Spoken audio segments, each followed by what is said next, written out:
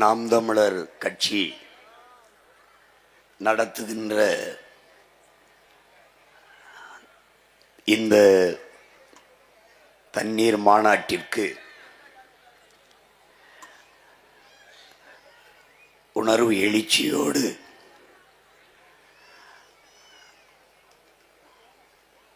ஒன்று ஓடியிருக்கிற என்னுடைய உயிரோடும் உணர்வோடும் கலந்து வாழுகின்ற அன்பு உறவுகள் அனைவருக்கும் வணக்கம்.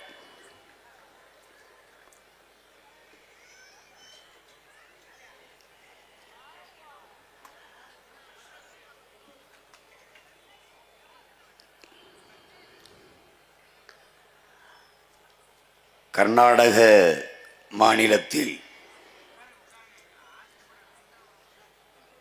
பிறந்து 114 ஆண்டுகள் வாழ்ந்து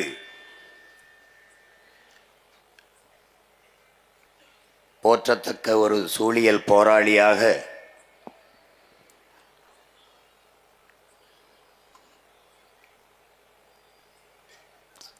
தான் பிறந்த மண்ணுக்கு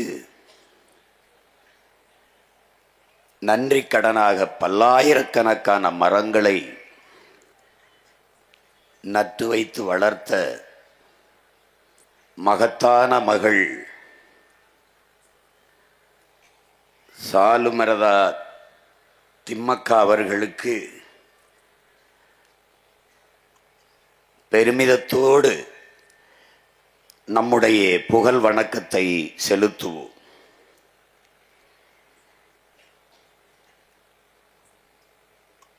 நஞ்சில்லாத உணவு அதுவே நம் கனவு என்று நமக்கு கற்பித்த நம்முடைய பெரிய தகப்பன்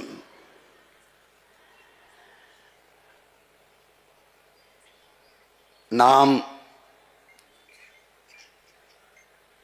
பச்சை புரட்சி என்று இவர்கள் கொண்டு வந்ததை விஞ்ஞானம் என்று கருதினோம். பிறகுதான் தெரிந்தது அது வியாபாரம் என்று இந்த தலைமுறை தமிழ் பிள்ளைகள் நமக்கெல்லாம் கற்பித்த பேராசான்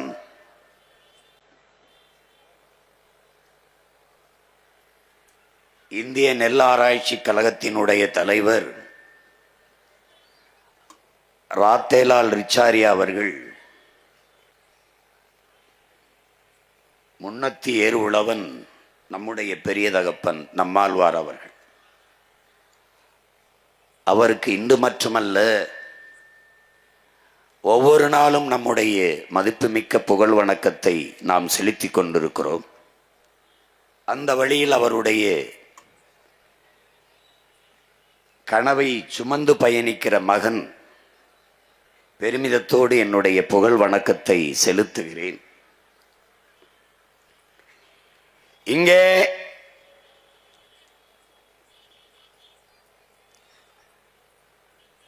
கல்லணை கட்டியே நம்முடைய வீர பெரும்பாட்டன் கரிகால் பெருவளத்தை பற்றிய காலொனியை எல்லோரும் பார்த்தீர்கள்.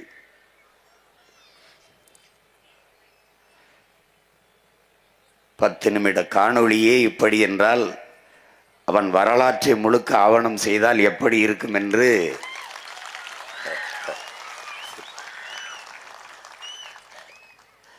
செய்யாது அவன் பேரன் விட்டு விட்டு சென்று விடுவேனா என்ன?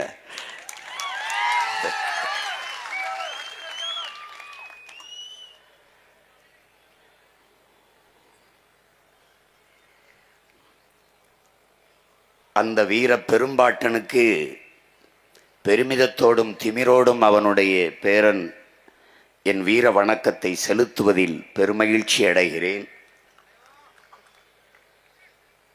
இங்கே அல்ல இன்று வரை என்னுடைய தாய் பசு பால் ஊட்டி கொண்டிருக்கிறாள். அப்போ பால் ஊட்டிய தாய்க்கு பாசத்தோடு மகன் நன்றி செலுத்த வேண்டாமா? அதற்காகத்தான் இந்த மாட்டுக்கான மாநாடு. இன்று தண்ணீருக்கு மாநாடு. தண்ணீருக்கு என்ன வாக்கா இருக்கு? தண்ணீர்கிட்ட என் வாக்கு இல்லை, எங்க எல்லாருடைய வாழ்க்கை இருக்கு. அதனாலதான் தண்ணீருக்கு மாநாடு.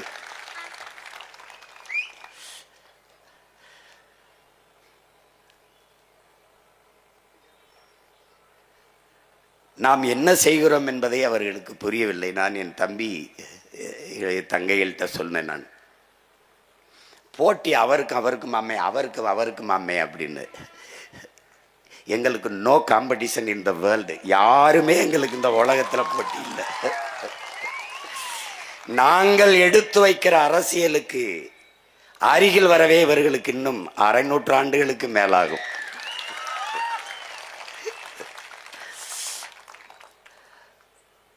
நாங்கள் உலகத்தின் தலை சிறந்த பேரினத்தின் மக்கள். இங்கே பார்த்தீர்கள், அறிவியல் தொழில்நுட்பம் வளராத காலத்திலேயே 2000 ஆண்டுகளுக்கு முன்பு ஓடுகிற நீரை தடுத்து பாசனத்திற்கு பயன்படுத்தியவன் பரம்பரையில் வந்தவர்கள்.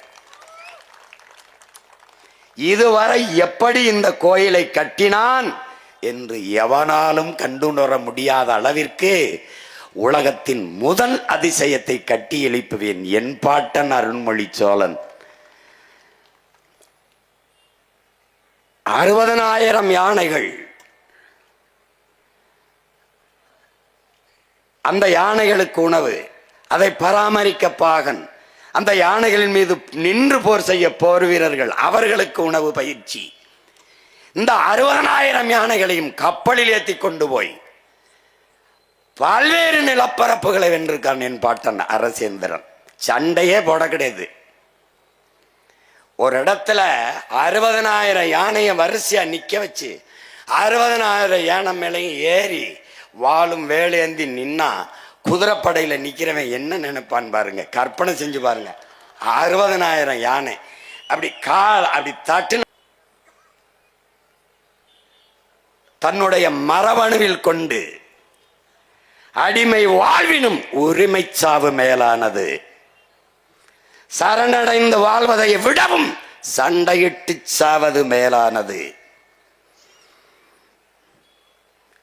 உயிரிலும் மேலானது நமது உரிமை.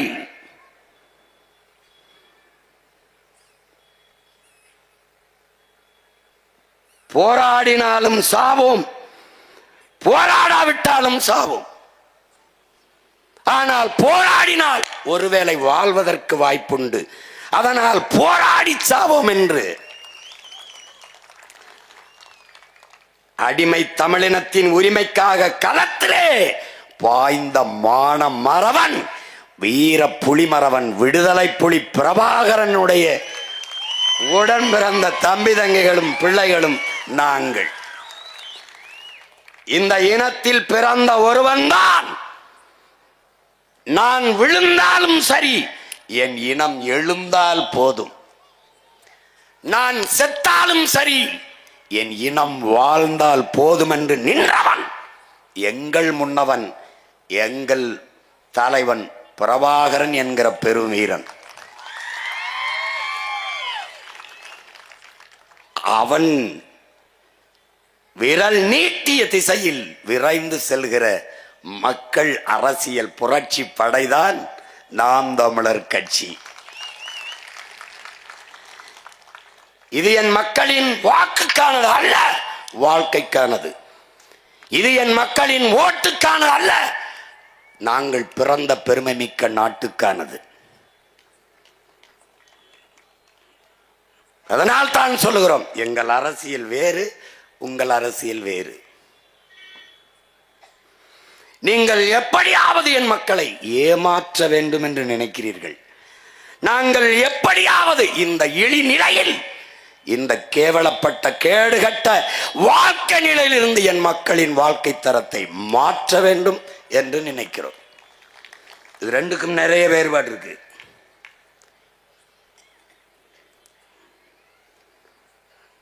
அதனாலதான் சொல்றோம், இந்த நிலத்தில் எங்களுக்கு போட்டி எவரும் இல்லை.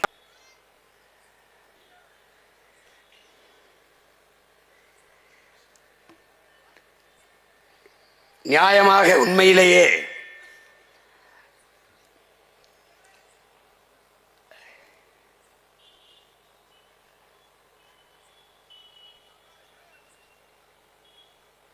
நான் பிறந்த ராமநாதபுரம் சிவகங்கை மண்ணில்தான் நடத்தியிருக்க வேண்டும். காரணம்,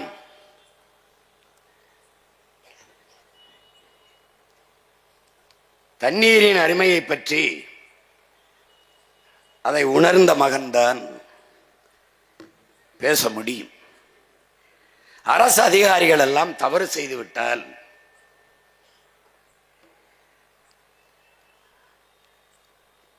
தண்ணில்லாத காட்டிற்கு பணியிடம் மாற்றுவார்கள். அது நான் பிறந்த மண்ணான ராமநாதபுரம் சிவகங்கைக்குத்தான் மாற்றுவார்கள். இன்றுதான் எனது மண் வறண்டு போனது. ஆனால் என்னுடைய வீர பெரும்பாட்டன் மருதுபாண்டியர்கள் ஆட்சியிலே உலகத்தின் சுவையான ஆரஞ்சு பழத்தை ஏற்றுமதி செய்திருக்கிறான் என்றால் எவ்வளவு வளமையான நாடாக என் நாடு இருந்திருக்கும் என்பதை அறிவார்ந்த தமிழ் சமூக சொந்தங்கள் அறிந்து கொள்ள முடியும். ஆனால் அதை விட்டுவிட்டு தஞ்சை நிலத்திலே வந்து இந்த தண்ணீர் மாநாட்டை சீமான் போடுவதற்கு காரணம், இந்த இனத்திலே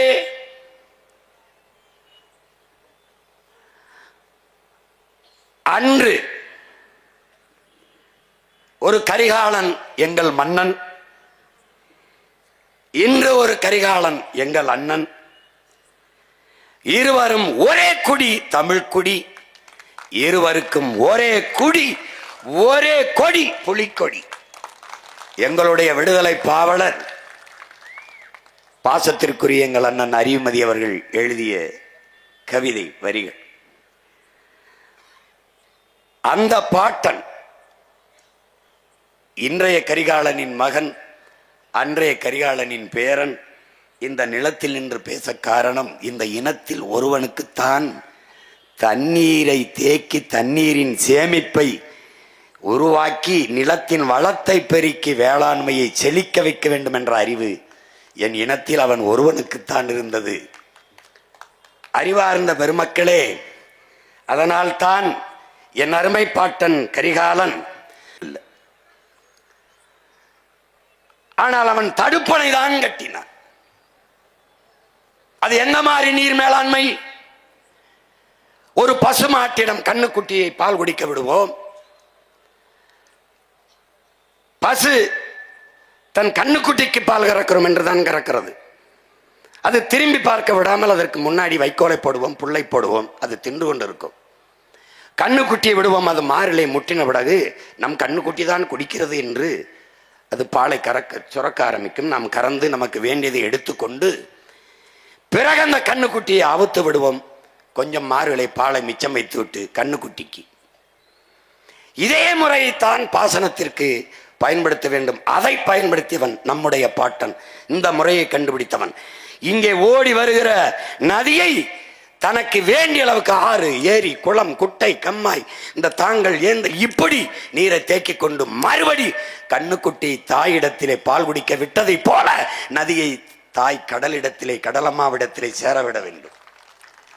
அப்படி தனக்கு வேண்டிய நீரை பேரணை கட்டி தேக்கிக் கொள்ளாமல் ஒரு தடுப்பணை கட்டி தேக்கி அதை மேலேறி தனக்கு தேவை போக மீதியை தாயிடத்திலே ஒப்படைத்தவன் நம்முடைய பாட்டன் கரிகால் பெருவளச்சோழன்.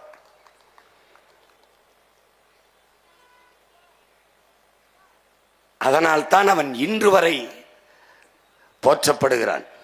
நம்முடைய ஆட்சியில் வரும்போது கூட பேரணை கட்ட மாட்டோம், தடுப்பணை தான் கட்டுவோம் என்பதை நாம் முடிவு செய்திருக்க காரணம் அதுதான். அந்த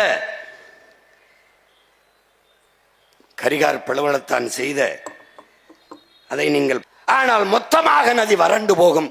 அதை நம்பி வாழ்ந்திருந்த உயிரினங்கள் செத்து போகும். பண்ணை, தென்னை, பூச்சி, வண்டு, யானை, புலி, கரடி, சிங்கம், வேளாண் குடிமக்கள் எல்லாம் பாதிக்கப்பட்டு விடுவார்கள். ஆனால் அந்த தவறை நம்முடைய பாட்டன் செய்யவில்லை. அவன் அணையை கட்டியிருக்கிற முறையை பாருங்கள், எப்படி கட்டி பிரிச்சிருக்கான் பாருங்க.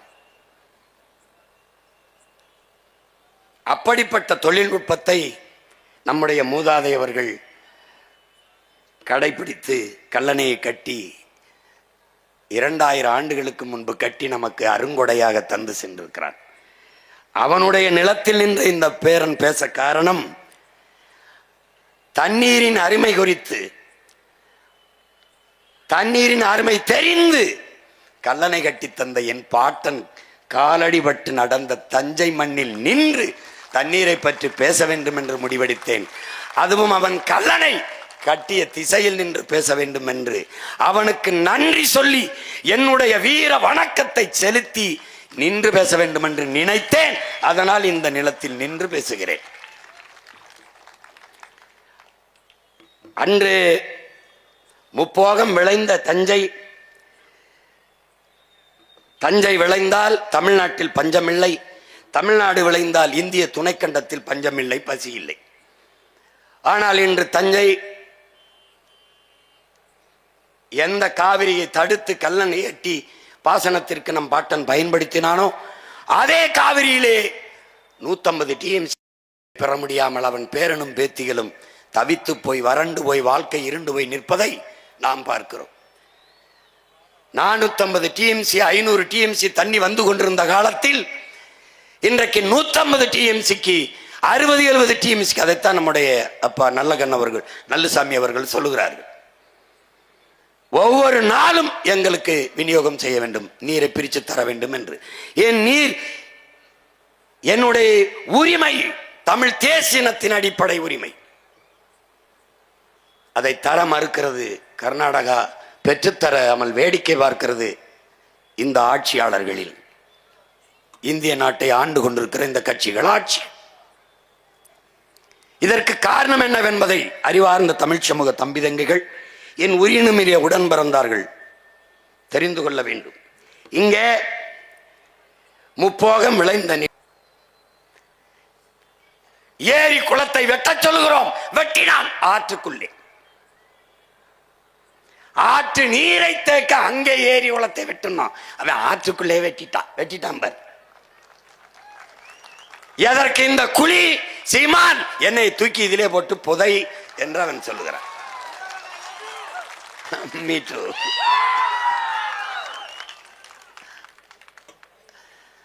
புரியுதா? இந்த மணல் என்பது வெறும் மணல் அல்ல, இது உலகத்திலே மிகச்சிறந்த நீர் வடிகட்டி, உலகத்திலே மிகச்சிறந்த நீர் தேக்கி. இது மனித உடலுக்கு தோல், ஆற்றுக்கு மணல். இந்த மணலை அள்ளிவிட்டால் ஆறு செத்துவிடும். மனித உடலிலே தோலை எடுத்து விட்டால் மனித உடலிலே நோய் தொற்று வந்து எப்படி செத்து போவானோ அப்படி என் ஆறு செத்து போகும். அப்படி என்னுடைய காவிரி, பாலாறு, வைகை, தாமிரபரணி, நொய்யல் எல்லாம் செத்து போனது. 32 ஆறும் செத்து போனது. கொலைகாரர்கள் இந்த திராவிட திருடர்கள்.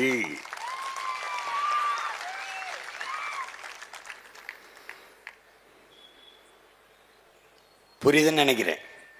இதை விட பாடம் நடத்த இன்னொரு பேராசிரியர் வந்துதான் உனக்கு பிறந்துதான் வரணும். புரியுதுன்னு நினைக்கிறேன். இப்ப அந்த மண்ணள்ளி விற்கிறதுக்கு அவனுக்கு தண்ணி ஓடிக்கிட்டு இருந்துச்சுன்னா இந்த மாதிரி அள்ள முடியாது. அப்ப வள கொள்ளைக்கு அவன் தண்ணியை தர மறுக்கிறான். இன்னொன்னு என்ன பாரு, முப்போகம் விளைந்து கொண்டிருந்தால் என்னுடைய வேளாண் பெருங்குடி மக்கள், உழவர் குடிமக்கள் விளைநிலத்தை விட்டு வெளியேற மாட்டார்கள். விளைநிலத்தை விட்டு வெளியேறவில்லை என்றால் காவிரி படுகை முழுக்க இருக்கிற மீத்தேன், ஈத்தேன், ஹைட்ரோ கார்பன் என்ற அந்த எரிகாற்றை எடுக்க முடியாது. இந்த மீத்தேனுங்கிறது எப்படி உருவாகுது? இந்த ஹைட்ரோ கார்பன் அவன் அங்க ஆட்சியில் இருக்கான். நான் விறகு வச்சு கூட அடுப்பரிச்சுக்கிறேன், வெளியில போடான்ட்டான். இங்க 60 வருஷமா எனக்கு பெத்தவன் அப்பனும் எல்லாமே மற்றவனே இருக்கிறதுனால எவன் வந்தாலும் என் ஆத்தா தாலி எடுத்தானே, என் அக்கா தாலி எடுத்தானே, அவனுக்கு கவலை கிடையாது, அவன் போடுறான். இப்ப 3 போகை என் நிலம் விளைஞ்சதுன்னா இந்த நிலத்துல அவன் இந்த ஹைட்ரோ கார்பன், மீத்தேன், ஈத்தேன் எடுக்கிறேன்னு குழாய போட முடியாது. விளங்கிச்சா? இப்ப அப்ப தண்ணி வரலைன்னா இந்த நிலத்தை வச்சுக்கிட்டு என்ன பண்றதுன்ட்டு, ஏப்பா இங்க ஒரு போட்டு எடுத்துக்கிறோம் அப்படின்னு எடுத்துக்கிட்டான்.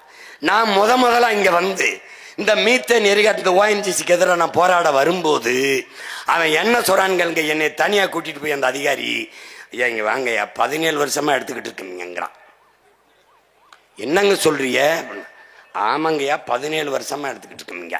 இந்த இடத்துல கிணறு, இந்த கிணறை போட சொல்லி அனுமதி கொடுத்தது யார் தெரியுமா யாருன்னு கேட்டாப்ல. யாரு? உங்க சனந்தாயான்றாப்ல.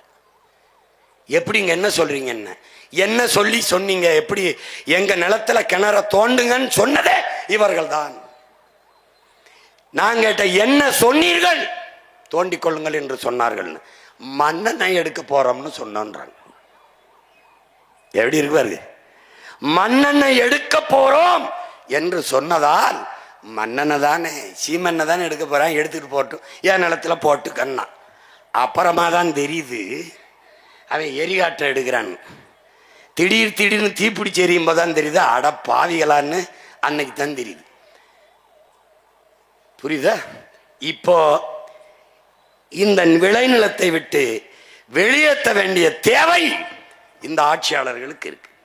பெரும் முதலாளிகளின் வள வேட்டைக்கு இந்த தரக அதிகாரங்கள் கைக்கூலிகளாக இருந்து வேலை பார்த்து எனக்கு காவிரியில் தண்ணி பெற்று தராமல் என் நிலத்தை வறண்ட நிலமாக்கி விளைநிலத்தை விட்டு வேளாண் குடிமக்களை வெளியேற்றி வள வேட்டைக்காடாக முப்போகம் விளைந்த தஞ்சை நிலத்தை தரிசு நிலமாக மாற்றி இருக்கிறார்கள். இதை எப்படி சரி செய்வான்? கரிகால் பெருவளத்தானின் பேரன் வருவேன், தண்ணீரின் தேவையில் தண்ணீரை அடைந்து எவனிடத்திலும் கை நீட்டாது என் அருமை பெரும்பாட்டன் அரசேந்திரன் வெட்டி கட்டிய வீராணம் ஏரியை தூர்வாரி 16 கிலோமீட்டர் என் மண் ராமேஸ்வரத்தில் இருந்த தலைமன்னாருக்கு கடலின் குறுக்கு பரப்பளவு 16 கிலோமீட்டர். அப்படி என்றால் சிறிய கடலை ஏரியாக வெட்டியவன் என் பாட்டன் அரசேந்திரன். அந்த ஏரியை தூர்வாரி நீரை தேக்கி பெரும் குழாயின் மூலமாக இதே காவிரி படுகையில் கரிகாலன் பேரன் கொண்டாந்து ஊத்துவேன். மறுபடி என் நிலத்தை வளமான நிலமாக மாற்றுவேன்.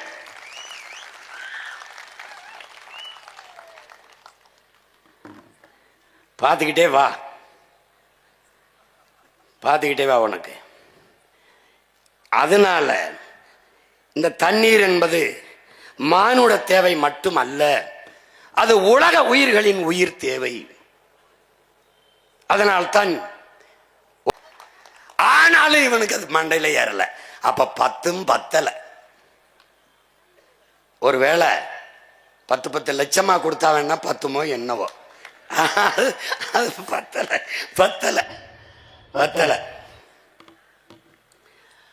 துப்பாருக்கு துப்பாய துப்பாக்கு, துப்பாருக்கு துப்பாய தூவுமலை நம்முடைய அப்பா நல்லுசாமி கூட சொன்னாங்க. அதாவது சாப்பிடுவதற்கு உண்பதற்கு உணவையும் குடிப்பதற்கு நீரையும் தருவது மழைதான். எப்படி பாருங்க, மணி நீரும் மண்ணும் மலையும் அணிநிலர் காடும் உடையது அரண். இதை விட எவன் பாடுவான்? ஆனால் நீங்க ஆழ்ந்து பார்க்கணும். இன்னைக்கு மணி நீர் இருக்கா, மண் இருக்கா, மலை இருக்கா, அணிநிலர் காடு இருக்கா? இல்ல. காலி பண்ணவன் யாரு? இந்த காவாலி பைய திராவிடே. உனக்கு புரியுதா? தூய நீர்,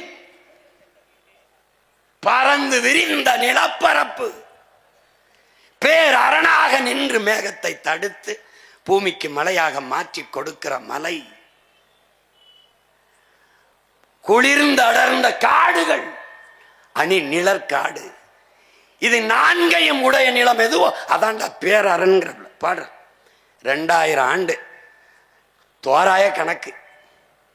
யாரும் வள்ளுவனுக்கு பிரசவம் பார்த்தவங்க இல்லை. வள்ளுவன் ஆத்தாவுக்கு பிரசவம் பார்த்த யாரும் இல்லை. சும்மா சொல்றான் 2000 ஆண்டு 1330 அப்படின்னு சும்மா சொல்றான். குரல் அது 5000 கூட எழுதியிருக்கலாம். 5000 ஆண்டுக்கு முன்னாடி கூட நம்ம பாட்டன் பிறந்திருக்கலாம், இருக்கலாம், நடந்திருக்கலாம், போயிருக்கலாம், வந்திருக்கலாம். கலாம் தான் இது. ஆனால் உறுதியான கருத்து ஒன்றும் கிடையாது. இந்த 4ம் தான் அரண் என்று பாடி நீரின்றி அமையாத உலகு என்று நமது வள்ளுவ பெருமகனார் நம்ம கற்பிச்சிருக்கிறார். இந்த தண்ணீர் என்பது ஒரு கூட்டு வேதிப்பொருள். உங்களுக்கு தெரியும், ஹைட்ரஜன் ஆக்சிஜன் 2ம் கலந்த ஒரு வேதிப்பொருள். இதுல என்ன இயற்கையின் விதியிலே என் உடன் பிறந்தார்களே, H2O அதுல இந்த ஹைட்ரஜன் 2 விழுக்காடு இல்லாது, ஆக்சிஜன் 1 விழுக்காடு இல்லாது, ஆக்சிஜன் 2 விழுக்காடு, ஹைட்ரஜன் 1 விழுக்காடு என்று கலந்தால் தண்ணீர் வராது. அப்ப இயற்கையின் விதி சரியாக ஹைட்ரஜன் 2 விழுக்காடும் ஆக்சிஜன் 1 விழுக்காடுமாக கலந்து இந்த நீரை, தண்ணீருக்கென்று தனித்த உயிர் இல்லை, ஆனால் தண்ணீருக்குள்ளே பல லட்சக்கணக்கான உயிர்கள் இருக்கிறது என்பதை புரிந்து கொள்ளணும்.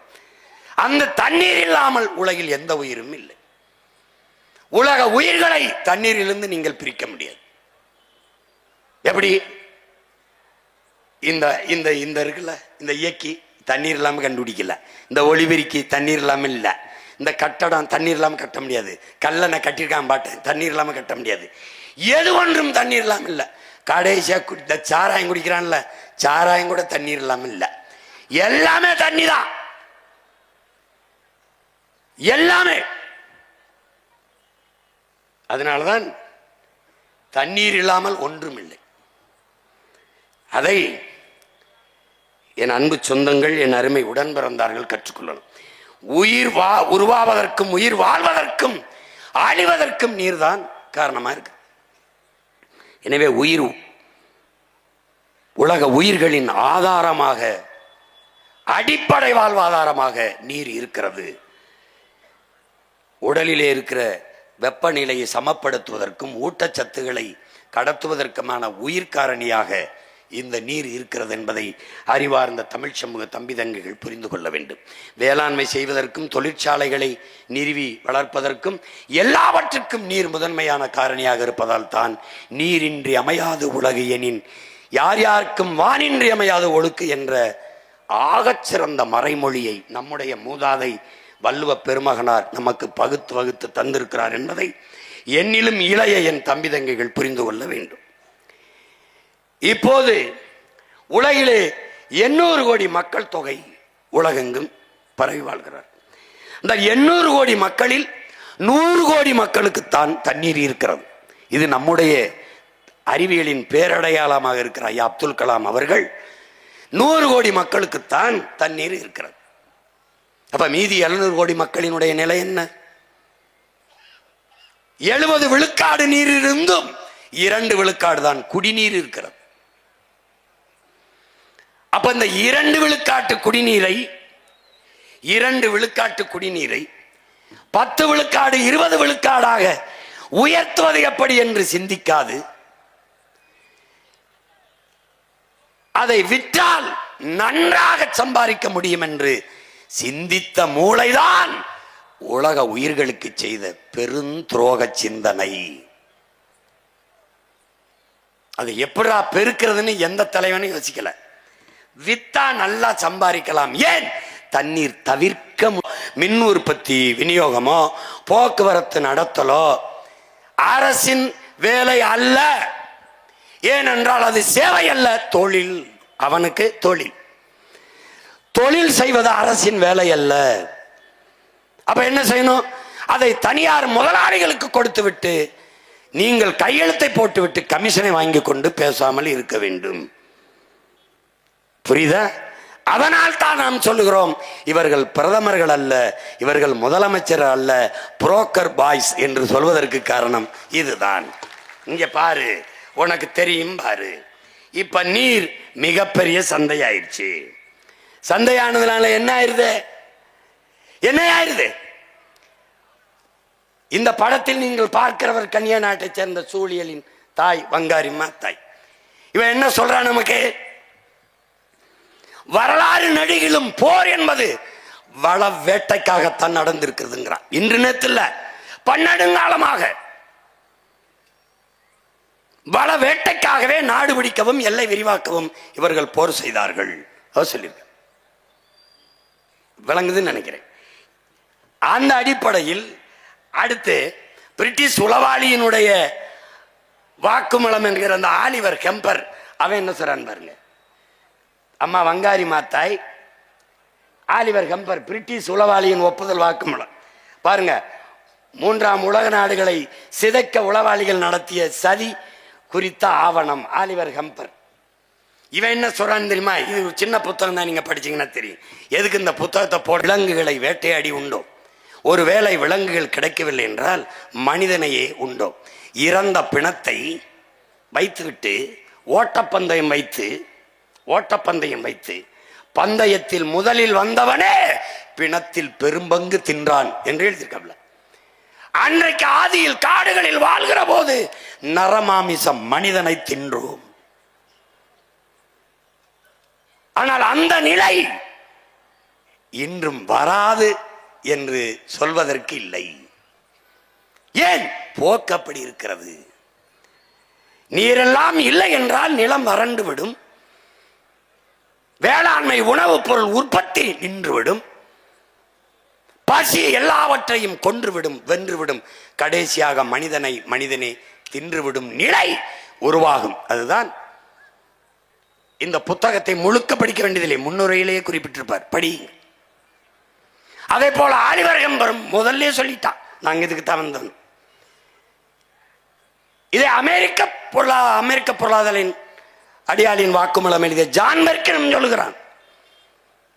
வள வேட்டைதான் எங்களுடைய குறி. அதனால் கண் முன்னே உங்கள் வளங்கள் களவு போவதை பார்த்து கொண்டிருக்க நீங்கள் சபிக்கப்பட்டு விட்டீர்கள் என்று எழுதுகிறார். உன் மழை போகும், உன் மணல் போகும், உன் நிலத்தின் வளம் மீத்தே.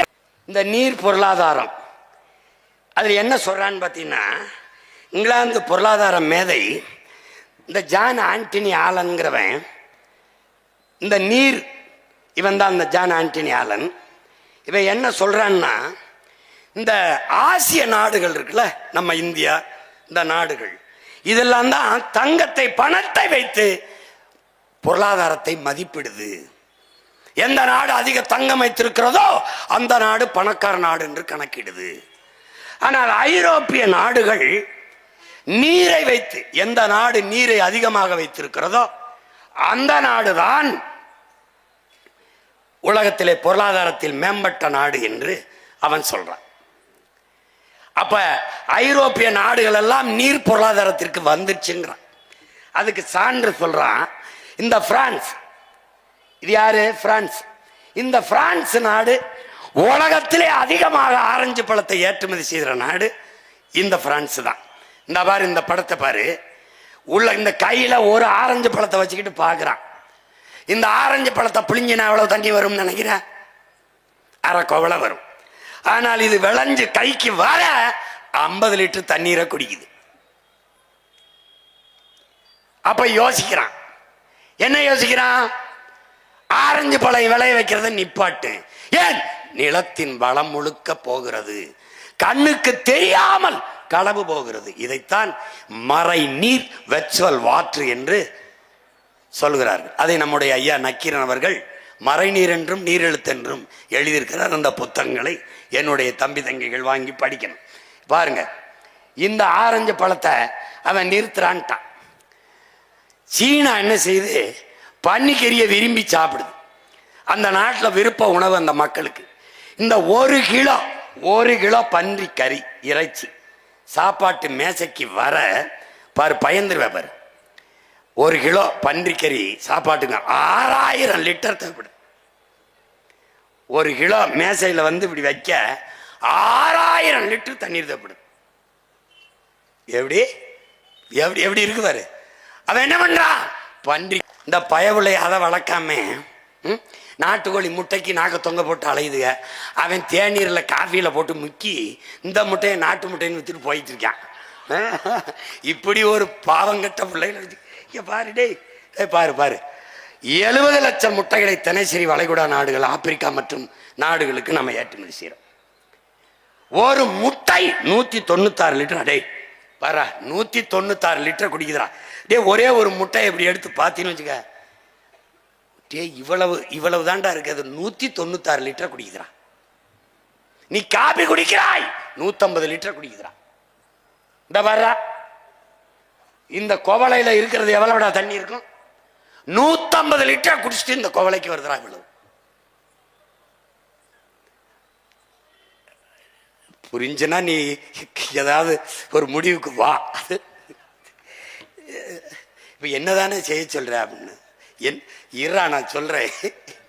ஒரு கோப்பையில் 150 லிட்டர் மறை நீர். நம்ம தங்கச்சி ருசிச்சு தான் குடிக்கிறா. இந்த பன்னாட்டு நிறுவனங்கள் ஆண்டு கணக்கில், நீ நல்லா கவனிச்சுக்கணும். இப்போ உனக்கு சொல்றேன் பாரு அண்ணே, இந்த சென்னையில் கொரியன் முதலாளி கொண்டாயின்னு ஒரு தனியார் முதலாளி ஒரு கொண்டாய் அப்படின்னு ஒரு கார் நிறுவனம் வச்சிருக்காப்ல.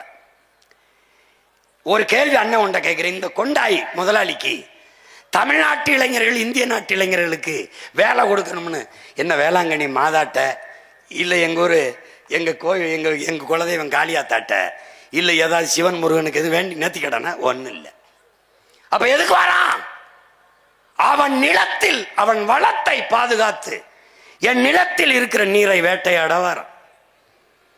இங்க வளர்ச்சி என்று கட்டமைக்கப்படுகிறது, வேலை வாய்ப்பு என்று காதிலே தேன் ஊற்றப்படுகிறது. ஒரு டன் எடை கொடுப்போம், கடன் கொடுத்து கையெழுத்து போட வைப்போம், பிறகு அவர்கள் எங்களுக்காக வேலை செய்பவர்களாக மாறுவார்கள். உங்கள் நாட்டிலே சாலை போடுதல், துறைமுகம் கட்டுதல், பேருந்து நிலையம் கட்டுதல், வானூர்தி நிலையம் கட்டுதல், இது போன்ற வேலைகளை செய்து தங்கள் இருப்பை தக்க வைத்துக் கொள்வார்கள். இப்போ எதுக்கு 5000 ஏக்கர்ல ஏர்போர்ட்டு? திருச்சியில இருக்கும்போது எதுக்கு 2000 ஏக்கர்ல ஏர்போர்ட்டு? தூத்துக்குடியில் இருக்கிறதுல அதை எதுக்கு பெருசா ஏர்போர்ட்டு? சரி, பிளைட்டு ஓட்டுறவன் யாரு? உங்க ஒப்பனா எங்கப்பனா எவன்? இண்டிகோங்கிறவன் உங்க ஒப்பேன், அவன் எவன் தெரியாது. ஒரே ஒரு முதலாளி நாடங்களும் ஓட்டி சம்பாதிக்க 5000 ஏக்கர்ல ஏர்போர்ட். இங்கதான்டா கரிகாலன் பேரன், கரிகாலன் மகன், பிரபாகரன் மகன் சொல்றேன். 5000 ஏக்கரில் ஏர்போர்ட் அல்ல, ஏர்பூட்டி உட வேண்டும் என்று சொல்றேன்.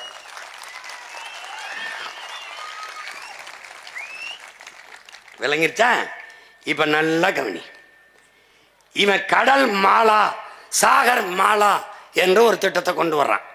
இவனுடைய நோக்கம் என்னன்னா, தரை போக்குவரத்து, விண்ணூர்தி போக்குவரத்து, தொடர்வண்டி போக்குவரத்து எல்லாத்தையும் கொண்டு போய் கப்பல் போக்குவரத்துல இணைக்கணும்டா.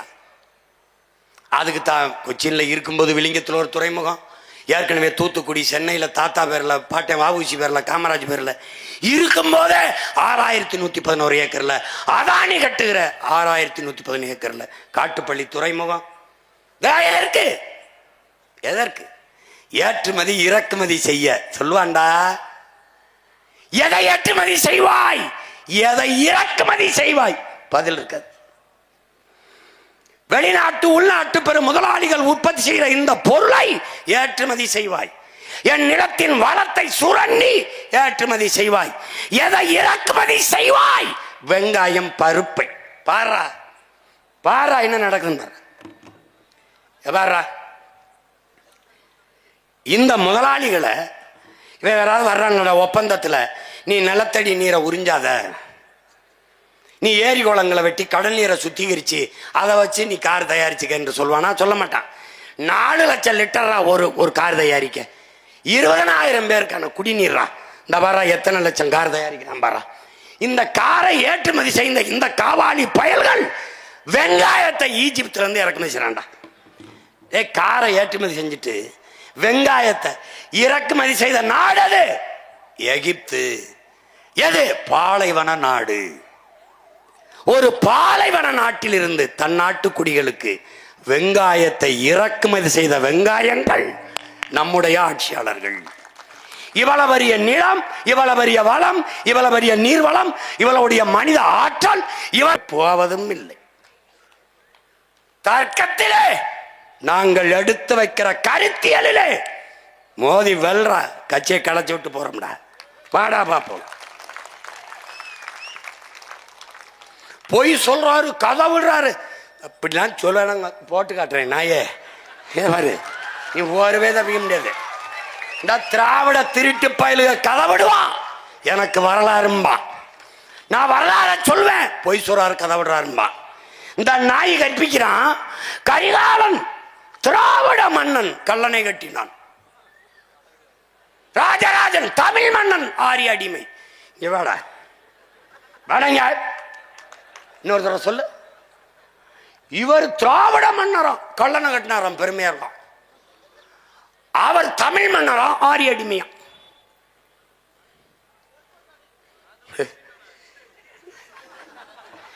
பைத்தியக்காரன், நானும் 15 வருஷமா நம்பி தெரிஞ்சுடா. என்னங்கய்யா, அன்பு தென்னரசு மட்டும் நல்லா சிரிப்பாப்ல.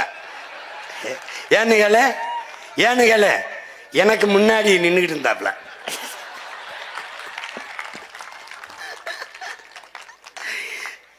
என் பங்குக்கு பல பேர் வாழ்க்கை கெடுத்தேன். இப்போ அவன் தரான்ல,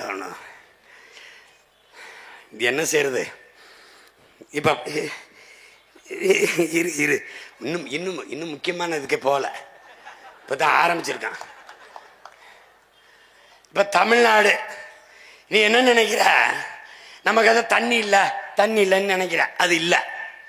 நமக்கு வந்துடா ஒரு ஆண்டுக்கு 980 மில்லிமீட்டர் மழை பெய்யுது. 2 பருவங்களில் மழை. ஒன்று தென்மேற்கு பருவம், ஒன்று வடகிழக்கு. இந்த 2 பருவ மழைகளையும் நமக்கு 950 மில்லிமீட்டர் மழை பெய்யுது. குறைஞ்சது டிஎம்சி கணக்கில் 4000, 4300, 4500 டிஎம்சி தண்ணீர் பெய்யுது. இப்போ 4300 டிஎம்சின்னு வச்சுக்க. இதில் என்ன கொடுமைன்னா, பல இதை நம்ம சேமிக்காதனால அது நீராவியாகி போயிடுது. பல இது இந்த கழிவு நீர்களை விட்டு நாசம் பண்ணிடுறோம். பல இதை சேமிக்காம ஏரி குளங்களை, குட்டை கம்மாய்களை, தாங்கல்களை, ஏந்தல்களை வெட்டி சேமிக்காம கடல்களை விட்டுறோம். இப்ப எப்படி சீமான் நீ சரி செய்வ? 950 மில்லிமீட்டர் 1000 டிஎம்சி 1500 தான் எனக்கு அதிகபட்சமா பயன்பாட்டில் இருக்கு. அப்ப நான் என்ன செய்யறேன்? இன்னும் ஒரு 500, 600 டிஎம்சியை சேமிக்கிற வேலையை செஞ்சுட்டேன்னா நான் எவனுக்கிட்டையும் கையேந்தி தண்ணீருக்கு நிற்க வேண்டியதில்லை. அப்ப நான் என்ன சொன்ன, அதிகாரத்துக்கு வந்தவன கர்நாடகாவிலிருந்து எனக்கு தண்ணி தரப்படி என் தேசத்தில் பார்க்கிற இடமெல்லாம் நீர் தேம்பல்கள் விழுந்து கிடக்கும்டா. சாலையில் சென்றால் பசுஞ்சோலை சாலைகள், 10 கிலோமீட்டர் வெறும் பனை, 10 கிலோமீட்டர் வெறும் நாவர், 10 கிலோமீட்டர் கனிக்கொன்றை, பனிக்கொன்றை, வேம்பு, புங்கை, பூவரசு, புளி மரமா இருக்கும்டா. திருமணம் 1000 ஏக்கர்ல ஆடுறா, 1000 ஏக்கர்ல மாடுறா, கூட்டு வேளாண் பண்ணைடா, இல்லைன்னா நீரி தேக்கம்டா, இல்லைன்னா காடு வெற்றிடம் என்று ஒற்றட இருக்காதடா. இதைத்தான் என் நம்பி துறை சொல்றாரு. பல கோடி பனை திட்டம், 10 ஆண்டு பசுமை திட்டம், 10 ஆண்டுகளில் பிரபாகரனின் பிள்ளைகள், கரிகாலனின் பேரைகள், என் தாய் நிலத்தை பச்சை போர்வையால் போத்திருவேன். பச்சை பசேர் என்று இருக்கும். இப்பவும் நீ விண்ணூர்தியில் இருந்து பார்த்தீங்கன்னா என் நிலம் பச்சை பசேன்னு இருக்கும். என்னது? சீம கருவேலை. அது இறங்கி பார்த்தா தான் வேலி முள்ளுன்னு தெரியும். மேலே இருந்து பார்த்தா என்ன செழிப்பா இருக்குப்பா, பச்சை பசேர்ன்னு இருக்குப்பா. பார்த்துக்க. இது என்ன பண்றான்? அந்த நீரை சேமிக்காம என்ன பண்றான்னு பாரு. இந்த நீரை பூரா கடல்ல சேர விடுறான். கடல்ல எப்படி சேருது பாரு. மறுபடி கழிவு நீர் ஆக்குறான். இந்த நீரை சேமிச்சு, பெய்கிற மழையை சேமிச்சு, ஆழ்ந்து கவனி, தூய குடிநீரை இயற்கை சுத்திகரித்து நமக்கு கொடுக்குது. இதை சேமிச்சு வைக்காம கடலுக்குள்ள விட்டுட்டு அடுத்து என்ன சேட்டையை பாரு. பெரும்பகுதி 6 பல மாதங்கள் நீர் பற்றாக்குறையை சந்திச்சிருது, வறண்டுது. ஏன்னா அங்க போய் நீரை சேமிக்காதனால. அப்ப என்ன செய்து, என்ன பண்றான்? நீரை கடல்ல விட்டுட்டு கொஞ்ச நாள் கழிச்சு இந்த கடல் நீரை சுத்திகரிச்சு குடிநீர் ஆக்கிறேன், உங்களுக்கு கொடுக்குறேன்ட்டு போட்டிருக்கான் பாரு. 50,000 கோடி செலவு பண்றாங்க. இயற்கை தூய குடிநீரை கொட்டுது காலில். பிடிச்சிக்க குடிச்சுக்க, பிடிச்சிக்க குடிச்சுக்க, பிடிச்சிக்க குடிச்சுக்க. நீ கொழுப்படுத்து போய் அதிலே திருப்பி விட்டு அதை சுத்திகரிக்கணும். அது சிரிக்குது. ஏடா பைத்தியக்கார பைய மக்களை, ஏடா உங்களுக்கு அறிவில்லையடா, அறிவில்லை. கடவுள்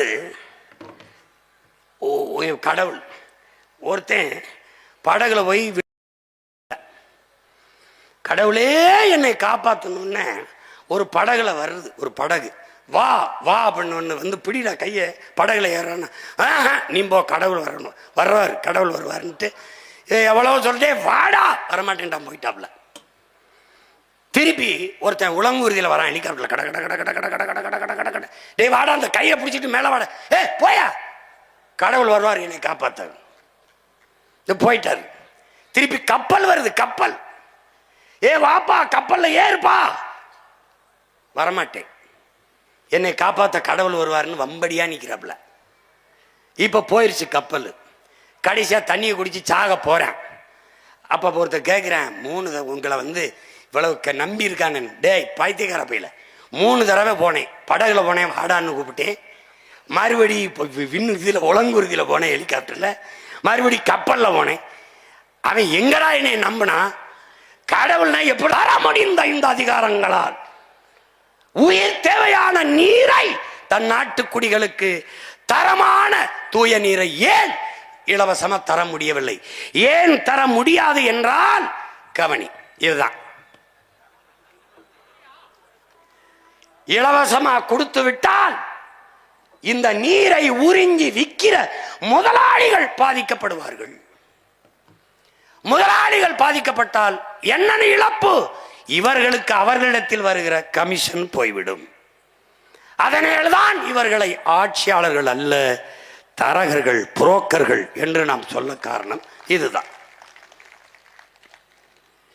இப்ப நாம் வரும்போது எது ஒன்றும் இலவசம் அல்ல.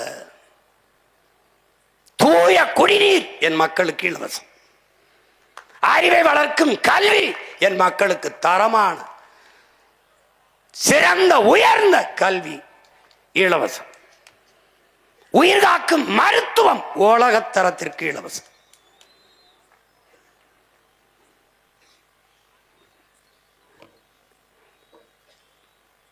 பாரு, போத்தல் அடைச்சி விற்கிறான் முதலாளி. தூய குடிநீர் என்று அவன் சொல்றான். இது தூயதல்ல தீயது என்று நாம் சொல்றோம். இந்த புட்டி நீர் ஒவ்வொரு நொடிக்கும், ஒவ்வொரு 8 நொடிக்கும் பல குழந்தைகள் உயிரிழக்குது. ஏன்னா தூய குடிநீர் என்று அவன் நஞ்ச வியாபாரம் பண்றான். நீ இதை பாரு, உனக்கு பார்க்கும்போது தான் உனக்கு தெரியும். மேத்யூ பார்லோ என்கிற நீரியல் எழுத்தாளர் என்ன சொல்றான், இதுல நச்ச கலக்கிறான்டாங்கிறான். இந்த நீர் குடிக்கும் போது ஒரு சுவை வருவதற்காக அவன் இது தூய நீர் அல்ல பாரு, so pure we promise nothing. இந்த பாரு அவன் என்ன பண்றான், இந்த நீரை தூய குடிநீர் என்று டயமெத்தோட் இந்த இந்த இந்த இந்த இந்த விஷம் மருந்து கலக்கிறான். 13 மடங்கு இதுல கலக்கிறான். இது பூச்சிக்கொல்லி அல்ல, உயிர்கொல்லி. இதனால என்ன வருதுன்னு நீ நினைக்கிறீன்னா, பிறக்கும் போதே குழந்தை புற்றுநோயோட பிறப்பது, தாய்களுக்கு மாறு புற்றுநோய் வருவது, 3-4 வந்தது டைமெத்தட். இதில் பார்த்துக்க, உயிர்கொல்லி. பூச்சிக்கொல்லின்னு சொல்லக்கூடாது. ட்ரஸ்ட் இன் எவரி ட்ராப் என்ன சொல்கிறான் பாரு. பூச்சிக்கொல்லின்னு ஏன் சொல்லக்கூடாதுன்னா, அப்பாட்ட கேட்குறாங்க, பூச்சிக்கொல்லின்னா பூச்சிக்கொல்லியை குடித்தா நீ உயிரோடு இருப்பியா, செத்து போவ. அப்படின்னா அதுக்கு பூச்சிக்கொல்லி இல்லை, உயிர்கொல்லி. அதனால இது உயிர்கொல்லி. இந்த நீரை நாம குடிக்கிறோம், அது குடிக்கிற தன்மையோடு இருக்கா? ஆர்கனோ பயாபாஸ், இந்த ஆர்கனோ குளோரிஃபார்ம், இந்த பாரு இதில் அந்த இங்கே பாரு, சுழியம் புள்ளி, சுழியம் 5 மில்லிகிராம் மேலே இருக்கக்கூடாது. ஆனால் சுழியம் புள்ளி சுழியம் 7-3 மில்லிகிராமுக்கு அவன் கலக்கிறான். இந்த பாரு, பிறக்கும் போதே குழந்தை புற்றுநோயோட வந்துடுது. பிறந்து 3 வருஷத்துல புற்றுநோய் வருது. இது தாய்ப்பாலை தவிர எதுவும் செய்யலை. புற்றுநோய்ங்கிறது புகையில சாப்பிட்டா, ஹார்ன்ஸ் சாப்பிட்டா, பான்பராக்கு போட்டா வரும்னு நினைச்சேன். தாயின் மாரில் பால் குடிச்சதை தவிர ஒன்றும் செய்யலை. இதுக்கு ஏன் வந்துச்சு? ஏன்னா நீர் விஷமாயிருச்சு, சோறு விஷமாயிருச்சு, காற்று விஷமாயிருச்சு. காரணம் யாரு? இந்த ஆட்சியாளர்கள். உனக்கு புரியுதா? இந்த சூழலில் நீ உன்னுடைய பிள்ளைகளை, பேரன் பேத்திகளை, அடுத்த தலைமுறை, நம் பரம்பரையை விட்டு விட்டு செல்ல போகிறாயா, இல்லை வாழ்வதற்கு பாதுகாப்பான ஒரு சூழலை உருவாக்கி விட்டு செல்ல போகிறாயா? இதுதான். தாய்க்கு புற்றுநோய். இங்க வர அந்த அயோக்கிய பேல 1 லிட்டர் தண்ணீர் நம்ம கிட்ட 30 காசுக்கு உறிஞ்சி எடுக்கிறான். தாமிரபரணி எல்லா நதிகளிலும் 30 காசுக்கு எடுக்கிறான். ஆனால் எவ்வளவு விற்கிறான்? 1 லிட்டர் தண்ணீர், அதே தண்ணீரை 20 ரூபாய்க்கு விற்கிறான். கொள்ளை லாபம் அடிக்கிறான். பார்த்துக்க, 30 காசு 30 ரூபாய், எத்தனை மடங்கு லாபம்னு பார்த்துக்க. அதுல விண்ணூர்தி நிலையத்துக்கு தாகம்னு நீ சொன்னீன்னா 1 மடக்கு தாண்டா இருக்கும். வேணா குடிச்சு பாரு, 1 மடக்கு 20 ரூபா. இந்த இவ்வளவு தாண்டா கொடுப்பான் அப்படின்னா முடிஞ்சிடும் 20 ரூபா. நான் அப்படித்தான் கேட்டேன். ஒரு மடக்கு போங்கன்னு எந்த காலத்துக்கு இப்போ 40 ரூபாய்னுங்கிறேன். துரைகிட்ட கேட்டீங்கன்னா எந்த காலத்துக்கு இப்போ 40 ரூபாய்னுங்கிறாப்புல. இங்கே பாரு சாமி, பாரு சாமி, இதெல்லாம் என்னென்ன சாமி, நம்ம ஆத்தாள பொண்ணுக்கு அக்கா தங்கச்சிக்கு கிடைக்காத தண்ணீர் இந்த முதலாளி பயலுக்கு மட்டும் எப்படா கிடைக்குது? இந்த கேள்வியை நீ கேட்கணும்டா. எல்லா காலத்திலும் அவனுக்கு மட்டும் தண்ணீர் தட்டுப்பாடு இல்லாம கிடைக்க காரணம் என்ன? என் ஆத்தா குடத்தை தூக்கிட்டு அலைகிறா, என் அப்பே அலைகிறான், என் தங்கச்சி என் பிள்ளாடுதுன்னு பாரா. டேய், நம்ம போய் போகும்போது தம்பி 2 போத்தல் வாங்கிட்டு வந்துருன்றோம். அடிச்சா குடுவில இந்த பாரு, என் தம்பி துறை சொன்னான்ல, அணிலுக்காக எங்க அண்ணன் தான் போராடுறா அப்படின்னு. இந்த பாரா, டே பாரா, டே பாரா எப்படி கெஞ்சுதுன்னு பாரா. அந்த போத்தலை கையில் வச்சிருக்கேன் உங்க அண்ணன் தான்டா. இந்த பாரா பாரா, இது காட்டுறது நிறைய காணொளி தேடணும், கிடைக்கல. இங்க பாரு, இது உனக்கு ஒரு மாதிரிக்கு காட்டுறேன், புரிஞ்சுக்கிறான்னு நினைக்கிறேன். பாம்புடா, விஷ பாம்புடா, கொத்திப்புறம் கொன்னூறும் நினைக்காம தண்ணியை ஊத்துறாரா, குடிச்சிட்டு போதுரா. டே, இந்த பாம்புலாம் உங்களை நல்லா இருக்க விடாரா. டே சாமி, டே இங்க பாரா பாரா, மாடு நிலைமைய பாரா, தேனீக்கள் நிலைமைய பாரா. டே தேனீக்கள் நிலைமை, தேனீலாம் செத்து போச்சுன்னா நம்ம செத்து போயிடுவோம்டா. ஆல்பர்ட் ஐன்ஸ்டீனுங்கிற விஞ்ஞானி சொல்றான்டா, 4 ஆண்டு கூட மானோட சமூகம் இருக்காதுன்னு. தேனீக்கள் இல்லைன்னா எதுவும் பூக்கும்டா, காய்க்காதுடா, மிகப்பெரிய உணவு பஞ்சம் வந்து சோத்துக்கலாம செத்து போயிடுவோம்டா. பாரா டே பாரா, இந்த சிட்டுக்குருவிலாம் பண்ண பாவம் என்னடா, இந்த பூமியில இந்த மனுஷப்பைய வாழ்றதுக்கு எல்லாத்தையும் கொள்றான்டா. டே கொள்றான்டா. இங்க பாரா, டே இங்க பாரா, கொத்த வர பாம்பு தவிச்சு நிக்கிறத பாரா. பாரா இங்க பாரா, எறும்பு பாரா என்ன பாடுபடுது பாரா. பார்த்துக்கடா சாமி, புரியுதா? இனிமே நான் போராட்டம், இந்த எறும்பு ஆடு மாடு நாய் நரிக்கெல்லாம் ஓட்டு உரிமை கொடுங்கன்னு கேட்க போறேன். இந்த எஸ்ஐஆர்ல ஒரு திருத்தத்தில், ஏன்னா அப்பத்தான் அதுதான் நல்ல தலைவர்களை தேர்வு செய்யும்னு நான் உறுதியா நம்புறேன். சரிதானங்க? சரிதானே? அதான் சரின்னு தரல. பாருடா, இவன் யாரு தெரியுதுலடா, மண்டக்கரம் முடிச்சா ஆனா அத்தனை அயோக்கிய பயிலையும் மண்டைய போட்டதுடா. நீ பாருடா, பார்த்துக்க. இந்த கொரோனா கண்ணுக்கு தெரியாத ஒரு நுண்ணுயிரி உலகத்தை உரைய வைத்துட்டு, உலகத்தை உரைய வைத்துட்டது. இது எதுக்கு அண்ணன் காட்டுறேன்னா, இந்த கொரோனா நேரத்தில் ஊரடங்கு போட்டிருந்தான், ஒரு பயம் வீட்டை விட்டு வரல. எங்கேயாவது ஜவுளி கடை திறந்திருக்கா, நல்ல பட்டுப்புடையை வாங்கி சேமிச்சு வைக்கலாம் எவனும் நினைக்கல. எங்கேயாவது நகை கடை திறந்திருக்கா, நிறைய நகையை வாங்கி பூட்டி வைக்கலாம்னு நினைக்கல. எங்கேயாவது கார் ஷோரூம் இருக்கா, வாங்கி காரை வாங்கி வீட்டுக்கு முன்னாடி நிறுத்தலாம்னு நினைக்கல. அன்னைக்கு குடிக்கலைன்னா செத்து போவான்னா பல காலம் மூடி இருந்து டாஸ்மார்க்கு ஒரு வயலும் ஜாகலை. கொரோனா வந்தான் செத்தானே ஒழிய குடிக்காம ஒரு வயலும் ஜாகலை. இங்க பாரு, அதனால என்ன, உறுதியா நம்ம வந்தா டாஸ்மார்க்க மூடுறோம். புரியுதா? இங்க பாரு, இங்க பாரு, இல்ல குடிக்காம செத்து போயிடுவான்னா நல்லா இருக்கா செத்து போப்பா, தயவு செய்து செத்துப்போ. பாரு பாரு, கொரோனா காலத்துல இவன் தேடுனது தங்க வாங்கவோ, காரு வாங்கவோ, உடவை வாங்கவோ, உடை வாங்கவோ அலையில. எதுக்கு அலைஞ்சான்னா, மளிகை கடை திறந்திருக்கா, தண்ணி எங்க கிடைக்கும், சோறு எங்க கிடைக்கும் போல. எங்களவர்கள் கற்காலத்தில் கூட நாம் இவ்வளவு நீர் வேட்டைக்கு போல. ஏன்? நீர் இருந்தது. பாத்துக்க பாத்துக்க, இப்ப தெரிஞ்சுக்க. இதுக்கு பேர் என்னடா? சமூக சமநிலைடா, டெவலப்.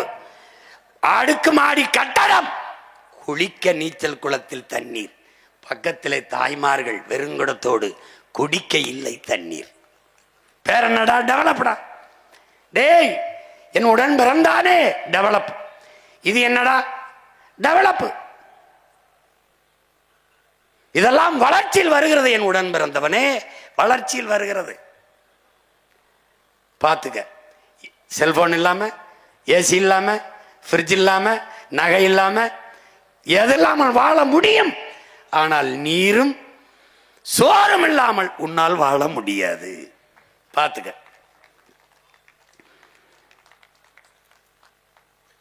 இது என்னன்னு பாத்தியா?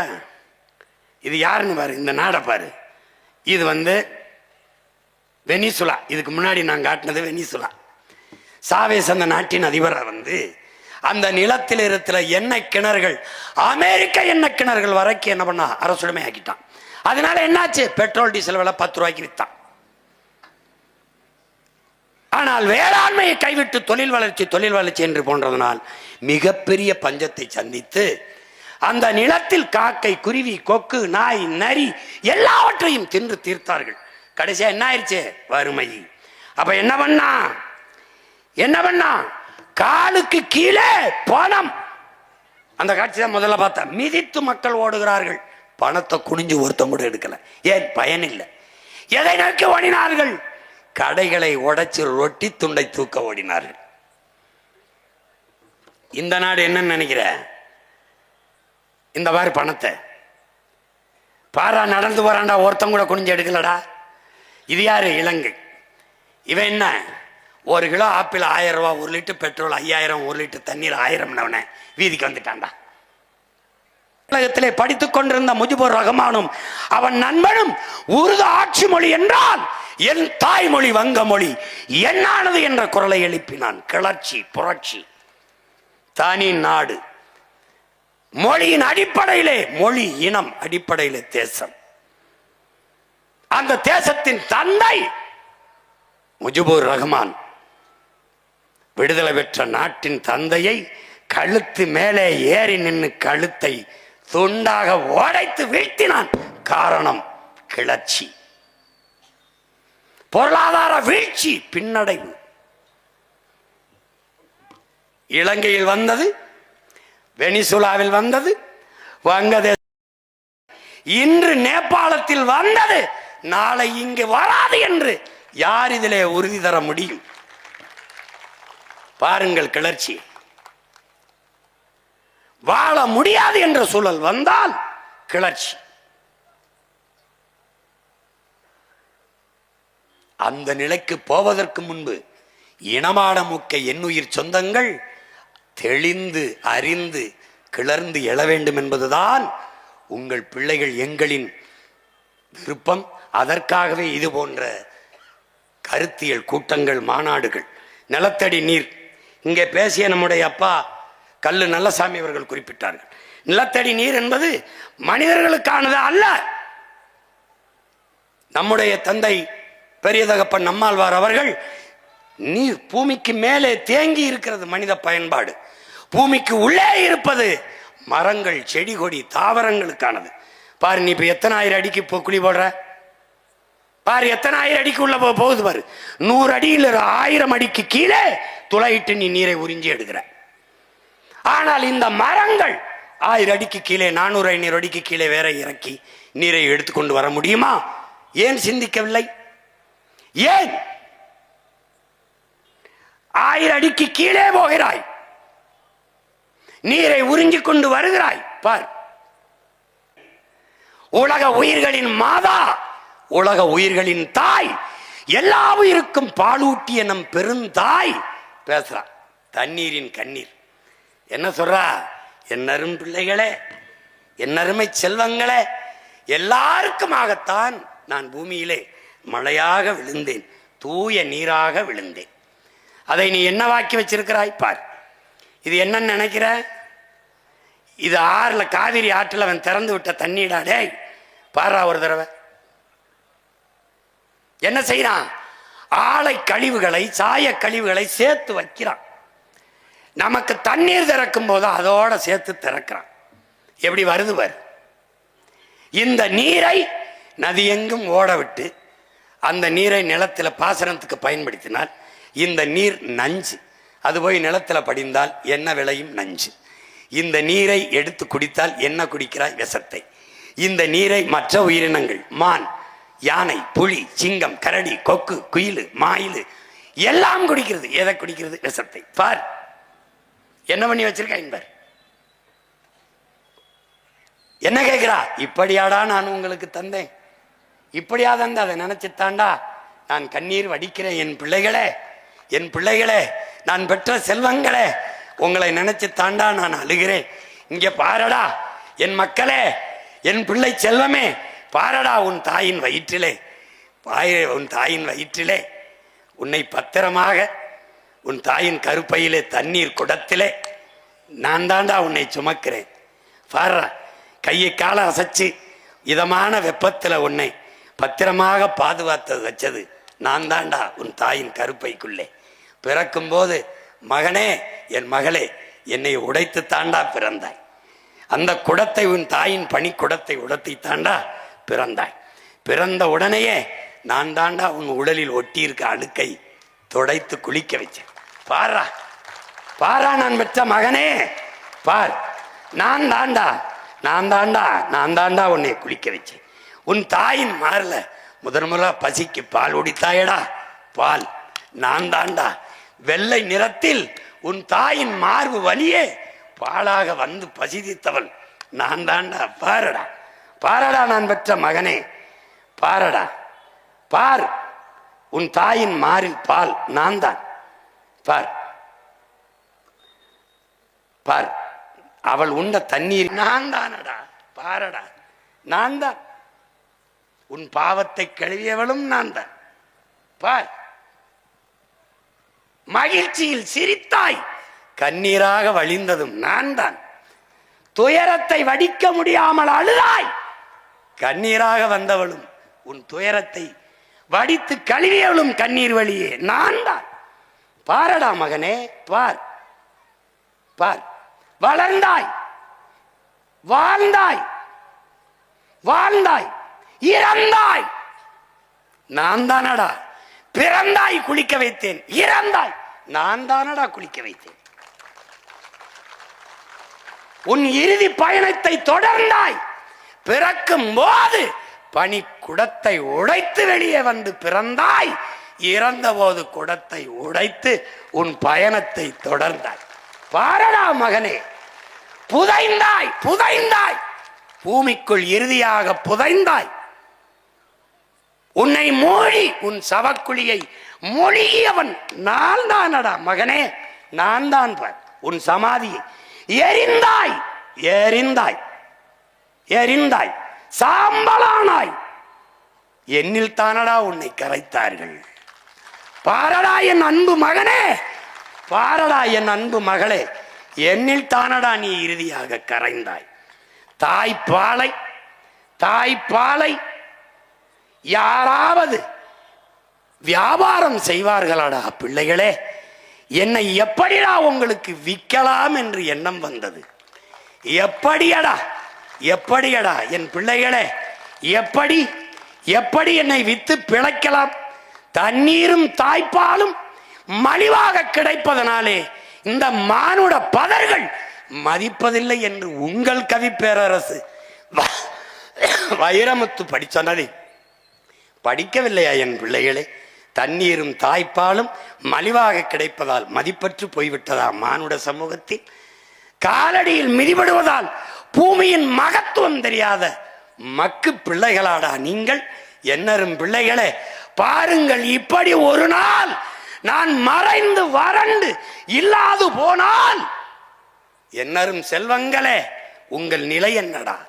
நிலம் மறண்டு, ஏரி குளம் மறண்டு, மரம் மட்டையெல்லாம் பட்டு, நான் நீரு, வயிறு, உயிர், வாழ்க்கை. நன்றாக கவனி, நன்றாக கவனி. நீரு, சோறு, வயிறு, உயிர், வாழ்க்கை எல்லாவற்றையும் தந்தது நான் தான். என்னை ஏன் என் பிள்ளைகளை மறந்தீர்கள்? என்னை ஏன் மறந்தீர்கள்? ஏன்? இதுவெல்லாம் நான் இல்லாது வாழ்க்கை இல்லை என்று என்றைக்கு அறிகிறீர்களோ, அறிவீர்களோ, அறிவு வருமோ, அன்றுதான் என் அருமை உங்களுக்கு தெரிய வரும். அன்றுதான் என் அருமை உங்களுக்கு தெரிய வரும். ஒவ்வொரு என் துளியும் உயிர் துளி, பல்லுயிர்க்கும் பகிர்ந்தளி, நீரின்றி அமையாத உலகு, அதை நினைவில் நிறுத்தி பழகு. என் அன்பு பிள்ளைகளே, நினைவில் நிறுத்தி பழகு, நினைவில் நிறுத்தி பழகு. தண்ணீரின் மாநாட்டை உங்கள் மகன் என் தண்ணீர் தாயின் கண்ணீரோட முடிக்கிறேன், கண்ணீரோட முடிக்கிறேன். நன்றி, வணக்கம். நீரின்றி அமையாத உலகு, அவள் பிள்ளையின் ஆட்சியிலே தண்ணீர் விற்பனைக்கு அல்ல, தண்ணீரின் தேவையில் தண்ணீரை அடைவேன். தூய குடிநீரை என் நாட்டு மக்களுக்கு நான் தூய குடிநீரை சரியாக சமமாக இலவசமாக விநியோகம் செய்வேன் என்ற உறுதியை என் தண்ணீர் தாயின் மீது ஆணையிட்டு கரிகால் பெருவளத்தான் காலடி சுவடு மேலே ஆணையிட்டு உறுதியேற்கிறேன். நன்றி, வணக்கம். தமிழ்தாய் வாழ்க, தலைவர் பிரபாகரன் வாழ்க. புரட்சி எப்போதும் வெல்லும், நம் வெற்றி நாளை இதை சொல்லும். நம் இலக்கு ஒன்றுதான், இனத்தின் விடுதலை. இனம் ஒன்றாவோம், இலக்கை வென்றாவோம். தமிழ்தாய் வாழ்க, தலைவர் பிரபாகரன் வாழ்க. நாம் தமிழர்.